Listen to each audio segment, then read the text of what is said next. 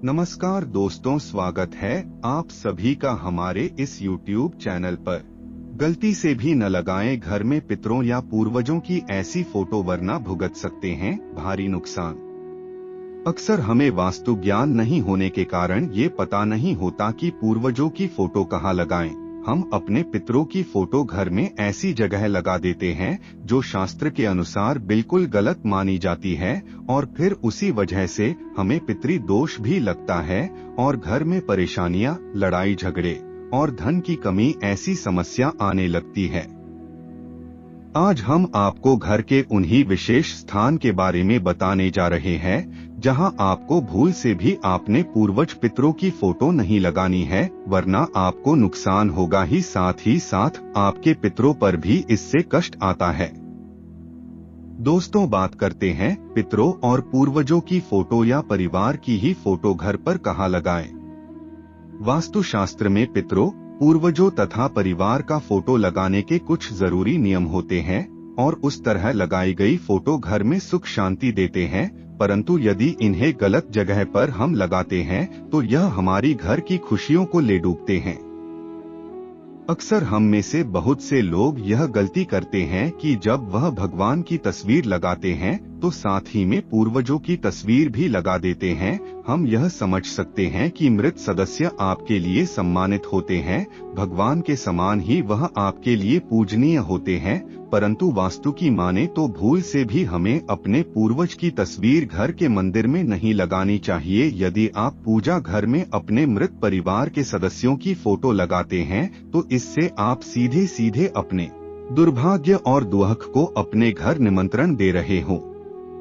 यदि आप परिवार के जीवित सदस्यों का फोटो लगाना चाहते हैं तो घर के उत्तर दिशा या पूरब दिशा या उत्तर पूरब दिशा सबसे श्रेष्ठ है। ये दिशा करीबी रिश्तेदारों की फोटो लगाने के लिए सबसे फायदेमंद होती है।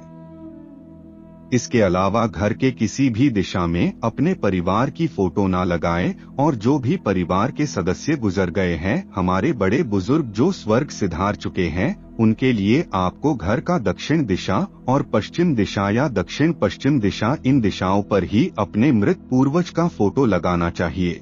हमारे हिंदू धर्म में हमारे पूर्वज एवं पितरों की तस्वीर भगवान के साथ नहीं लगाई जाती है, क्योंकि जब इंसान की मृत्यु होती है तो उसकी आत्मा शरीर छोड़कर दूसरे शरीर में चली जाती है और सिर्फ आत्मा की ही पूजा करते हैं, शरीर की नहीं। इसलिए जब शरीर का दाह संस्कार कर दिया जाता है तो मृत व्यक्ति की पूजा भगवान के साथ भूल कर भी नहीं करना चाहिए, क्योंकि यह भगवान की निंदा मानी जाती है। इसलिए आप भी अपने पूर्वजों का फोटो इधर उधर रखते हैं तो बातों को आप गांठ बांध ले, वरना आपको नुकसान हो सकता है। हर कोई अपने घर को सजाने के लिए अनेक तरह के उपाय करता है। हर चीज की सफाई तथा चीजों को सही जगह पर रखना बहुत जरूरी है, क्योंकि इससे हमारे घर पर सकारात्मक ऊर्जा बनी रहती है। ऐसे में हम घर को सजाने के लिए और घर की दीवारों पर तस्वीर भी लगाते हैं।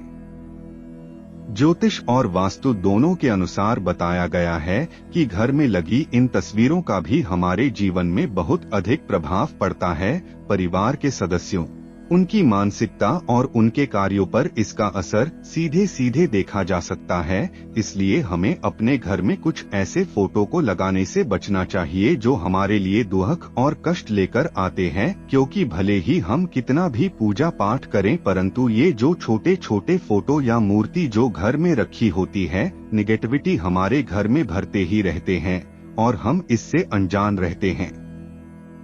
अक्सर देखा जाता है कि कई लोग अपने घर की दीवार को सजाने के लिए डूबती हुई नाव की तस्वीर वाली फोटो लगा देते हैं। ऐसी फोटो हमें घर पर बिल्कुल भी नहीं लगानी चाहिए, क्योंकि यह हमें अंदर ही अंदर, जब भी हमें इसे देखते हैं तो गहरा प्रभाव हम पर डालता है, क्योंकि ऐसी जो भी फोटो होती है वह हमारे लिए भाग्य से संबंधित बाधाएं उत्पन्न करने लगती है।